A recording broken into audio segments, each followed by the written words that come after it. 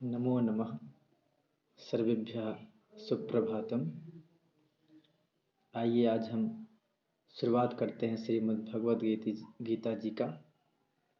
उससे पहले हम ध्यान करेंगे प्रभु का, श्री भगवान श्री कृष्ण का। अथ ध्यानम लक्ष्मीकांतं कमलनयनं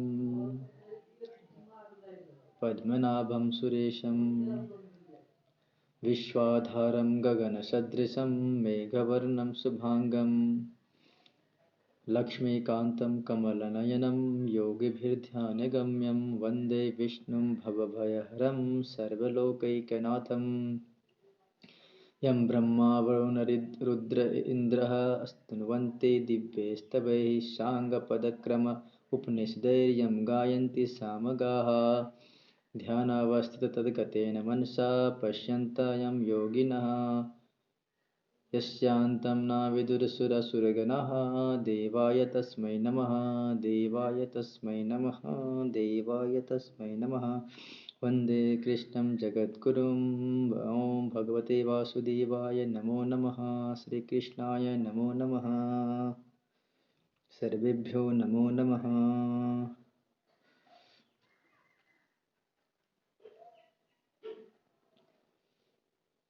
आप सभी का हार्दिक स्वागत है। अमरजीत सर, आपको भी हम स्वागत करते हैं आपका इस लाइव सेशन में, जो कि भगवान श्री कृष्ण के वचन अमृत का पान करेंगे।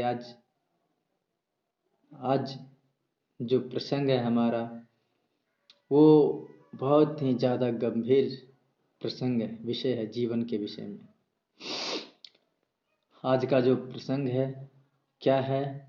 आज हम आत्मा के विषय में जानेंगे और स्थित प्रज्ञ के विषय में जानेंगे।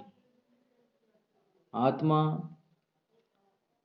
क्या चीज होता है, इसका क्या स्वरूप है,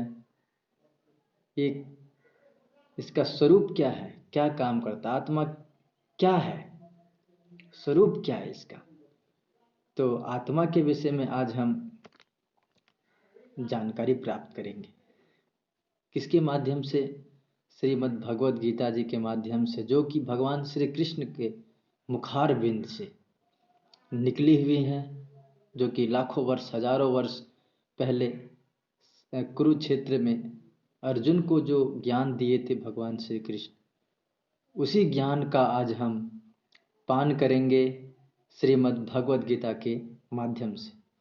तो आइए जानते हैं उस परमपिता परमेश्वर के आत्मा के विषय में क्या कथन है। आइए शुभारंभ करते हैं। श्रीमद् भगवद गीता जी का दूसरा अध्याय। कल हमने कुछ श्लोकों का पाठ किया था, उनको समझा था। आज हम फिर से उसके जो आगे जो श्लोक हैं, उसके 10-15 श्लोक जो भी आत्मा के विषय में बताए हैं, स्थित प्रज्ञ के विषय में बताए हैं, उनका आज हम 15-20 मिनट में उनको जानेंगे और समझने का प्रयत्न करेंगे। क्योंकि आत्मा एक ऐसी वस्तु है, आत्मा एक ऐसी चीज है जिसके विषय में कोई भी आदमी आज तक जान नहीं पाया है, कोई भी व्यक्ति हो। इसी आत्मा को जानने के लिए हमारे शास्त्रों में ऋषि महर्षि पुराने जमाने में बहुत तप किए, तपस्या किए, ध्यान किए, मनन किए, चिंतन किए कि आत्मा है क्या। हम जन्म लेते हैं और मर जाते हैं, इसके पीछे क्या कारण है? हमारे अंदर क्या चीज है जो कि हमारे शरीर को जिंदा रखता है? और जब उस चीज निकल जाती है आत्मा, तो हमारा शरीर नश्वर हो जाता है, मर जाता है। तो उस आत्मा को जानने के लिए बहुत संघर्ष किए हमारे ऋषि महर्षि ने, तब जाके आत्मा को जान पाए, आत्मा के विषय में जानकारी प्राप्त कर पाए, वो भी 1%। आत्मा क्योंकि परमात्मा है, तो परमात्मा को आप जल्दी जान नहीं सकते। परमात्मा के विषय में आपको जानकारी प्राप्त करने के लिए आपको बहुत ज़्यादा अभ्यास करना पड़ेगा आपको, तप करना पड़ेगा, तब जाके वर्षों लाखों करोड़ों वर्ष लग जाते हैं आत्मा के विषय में जानने, परमात्मा के विषय में जानने में। तो भगवान श्री कृष्ण क्या समझाते हैं अर्जुन को? अर्जुन को समझा रहे हैं, यानी कि हम सबको समझा रहे हैं। हम सभी क्या हैं? अर्जुन हैं। और आइए हम जानते हैं कि हमें वो परमात्मा क्या समझा रहे हैं आत्मा के विषय में। अतः श्रीमद् भगवद गीता 2 अध्याय।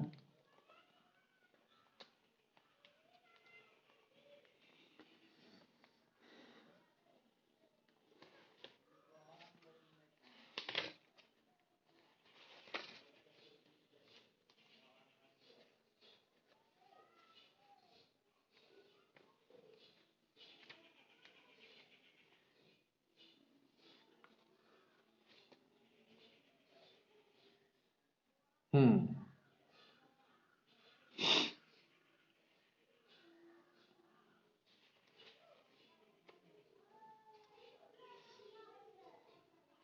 आत्मा को समझाते हुए भगवान श्री कृष्ण कहते हैं, क्या कहते हैं? जातस्य ही ध्रुवोर्मृत्युर् ध्रुवम जन्म मृतस्य च तस्माद् अपरिहार्ये अर्थे न तम शोचितुमर्हसि। हे अर्जुन, यदि तुम ये कहते हो कि आत्मा मरती है और जन्म लेती है, तो भी तुम्हें शोक नहीं करना चाहिए, दुखी व्यक्त नहीं करना चाहिए। क्योंकि जातस्य ही ध्रुव मृत्यु, क्योंकि जो जन्म ले लिया है आत्मा, उसको तो मरना निश्चित है।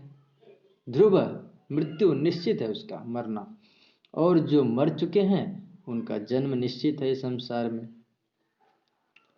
इसीलिए तुम उसके विषय में शोक मत करो। आत्मा के विषय में तुम मानो कि मरती है, चलो मैं तुमको समझाया कि नहीं मरती है, लेकिन तुम कहते हो कि मरती है, तो मान लो मर गया, तो फिर तो तुमको जन्म लेना ही है संसार में, तो तुम क्यों डरते हो? युद्ध करो, इसके विषय में शोक मत करो कि मेरा क्या होगा, क्योंकि मरना निश्चित है तो जन्म लेना भी निश्चित है। जो जन्म ले लिया है उसको मरना निश्चित है। अव्यक्त आदि भूतानि व्यक्त मध्यानि भारत अव्यक्त निधनानि एव तत्र का परिदेवना। पहले अव्यक्त थे, अब सिर्फ बीच में ही व्यक्त रहते हैं। संसार में जब आते तभी हम प्रकट होते हैं, और इससे पहले हम क्या थे? अव्यक्त थे। आत्मा क्या थी? अव्यक्त थी, जिसका कोई वर्णन नहीं कर सकता कि हम आत्मा इससे पहले कहाँ थी। और धरती पे आया तो हम व्यक्त हो गए, प्रकट हो गए आत्मा। फिर इसके बाद जब जाएंगे तो पता नहीं चलेगा कहाँ चलेगी आत्मा। तो इसके विषय में भी तुम शोक मत करो कि इसके बाद तुम्हारा क्या होगा। तुम झूठ मूठ का ये शोक मत करो। क्यों? आश्चर्यवत् पश्यति कश्चित् एनम आश्चर्यवद् वदति तथैव च अन्यः आश्चर्यवच्च एनम अन्यः शृणोति श्रुत्वाप्येनं न वेद न चैव कश्चित्। कोई इसको आश्चर्य से सुनता है, कोई आश्चर्य से देखता है, कोई आश्चर्य से इसको जानने की कोशिश करता है कि आत्मा क्या है, लेकिन आज तक इसको कोई जान करके भी इसको जान नहीं पाया है। चाह करके भी इस आत्मा के विषय में कोई भी इंसान जान नहीं पाया है। देहे नित्यम अवध्यो अयम देहे सर्वस्य भारत तस्मात् सर्वाणि भूतानि न शोचितुमर्हसि। ये जो हमारा देह है वो मृत्यु को प्राप्त करता है, नश्वर है, नाश को प्राप्त हो जाता है, परंतु हे भारत, यह आत्मा जो है संपूर्ण प्राणियों के लिए अजर अमर है, सदा ही अवध्य है। आत्मा कभी मरता नहीं है, इसलिए तुम इसके विषय में शोक मत करो। स्वधर्ममपि चावेक्ष्य न विकम्पयितुम अर्हसि धर्म्याधि युद्धात् श्रेयो अन्यत् क्षत्रियस्य न विद्यते। आगे बताते हैं कि धर्म, तुम्हारा धर्म क्या है, तुम्हारा कर्तव्य क्या है, तुम्हारा जो कर्म क्या है इस युद्ध क्षेत्र में, क्योंकि तुम एक क्षत्रिय हो। स्वधर्मम अपि चावेक्ष्य न विकम्पितुम अर्हसि। हे अर्जुन, तुम अपने धर्म को भी जान करके तुम यहाँ से हट नहीं सकते, तुम्हें भय नहीं करना चाहिए, क्योंकि जो क्षत्रियों का धर्म होता है वो युद्ध करना क्षत्रियों का प्रिय धर्म होता है। इसलिए तुम यहाँ से डर के भाग नहीं सकते, तुम्हें डरना नहीं चाहिए। इसलिए युद्ध करो, कल्याणकारी तुम्हारे लिए वही मार्ग है। हे पार्थ, अपने आप प्राप्त हुए और खुले हुए स्वर्ग के द्वार रूप इस प्रकार के युद्ध को भाग्यवान क्षत्रिय लोग प्राप्त करते हैं। तुम जैसे क्षत्रिय लोग बड़े ही सौभाग्यशाली होते हैं जो ऐसे महायुद्ध को प्राप्त करते हैं। क्षत्रिय लोग बड़े भाग्यशाली होते हैं। तुम बहुत बड़े भाग्यशाली हो कि इतने बड़े संग्राम को युद्ध करने के लिए आए, इतने बड़े संग्राम को जीतने के लिए आए हो। सुखिनः क्षत्रियः पार्थ लभन्ते युद्धम ईदृशम् अथ चेत्त्वा इमं धर्म्यं संग्रामं न करिष्यसि ततः स्वधर्मं कीर्तिं च हित्वा पापम् अवाप्स्यसि। भगवान श्री कृष्ण चाहते हैं कि किसी तरह से समझा बुझा के अर्जुन को युद्ध के लिए तैयार कर दें। इसीलिए उसको बार बार कभी क्षत्रिय के विषय में बता रहे हैं, कभी आत्मा के विषय में बता रहे हैं। इस प्रकार से बहुत चीज के विषय में बता रहे हैं। आगे, यदि तुम इस धर्म का संग्राम नहीं करोगे, यदि तुम इस धर्म का संग्राम नहीं करोगे तो तुम अपने अधर्म की कीर्ति का नाश करोगे। धर्म की कीर्ति का नाश करोगे, अपने धर्म का नाश करोगे। ठीक। अकीर्तिं चापि भूतानि कथयिष्यन्ते ते अव्ययाम संभावितस्य च कीर्तिर्वर्णाति रच्यते। जब तुम्हारी अकीर्ति होगी, जब तुम्हारा अपयश होगा तो तुम क्या करोगे, बहुत ज़्यादा तुम्हारे लिए कष्टकारक होगा, दुखदायक होगा। जब तुम्हारी अकृति होगी कि तुम युद्ध से भाग गए, कायरता रूप को दिखा दिए। भयादरनाद उपरतम मंस्यन्ते त्वं महारथा येषां च त्वं बहुमतो भूत्वा यशसि लाघवम्। जिनकी दृष्टि में तुम पहले बहुत सम्मानित हुए थे, शौर्यता को प्राप्त हुए थे, अब तुम उसको लघुता को प्राप्त होगा। वे महारथी लोग तुझे भय के कारण युद्ध से हटा हुआ, डरा हुआ मानेंगे। अवाच्यवादांश्च बहून् वदिष्यन्ति तवाहिता निन्दनस्तव सामर्थ्यं ततो दुःखतरुं नु किम्। बहुत सारे वचनों को कहेंगे जो नहीं कहने योग्य, उन वचनों को कहेंगे। उससे बड़ा दुख तुम्हारे लिए क्या हो सकता है जब तुम्हारी अपकीर्ति होगी, जब तुम्हारा अपयश फैलेगा संसार में। इसीलिए हे अर्जुन, तुम युद्ध करो। क्योंकि तुम इसलिए युद्ध करो क्योंकि मैं तुम्हें कहता हूँ, हतो व प्राप्स्यसि स्वर्गम जित्वा व भोक्ष्यसे महीम तस्मात् उत्तिष्ठ कौन्तेय युद्धाय कृत निश्चयः।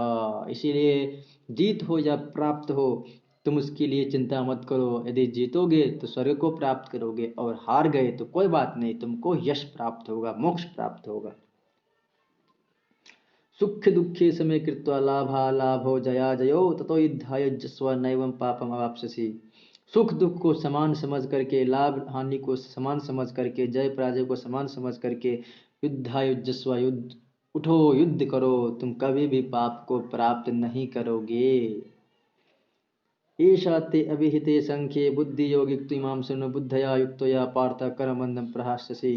हे पार्थ, यह बुद्धि तेरे लिए ज्ञान योग के विषय में कही गई, और अब तू इसको कर्म योग के विषय में सुन। जिस बुद्धि से युक्त हुआ तू कर्मों के बंधन को भली भांति त्याग देगा, अर्थात सर्वथा नष्ट कर देगा। यहाँ तक भगवान श्री कृष्ण ज्ञान योग के विषय में बताते हैं। दूसरे अध्याय में ज्ञान दिया, आत्मा का ज्ञान दिया, परमात्मा का ज्ञान दिया। अब जो बता रहे हैं परमात्मा कर्म के विषय में बता रहे हैं कि तुम जब इस ज्ञान को प्राप्त करके जब तुम कर्म करोगे तो तुमको इसका पाप नहीं लगेगा। ठीक है।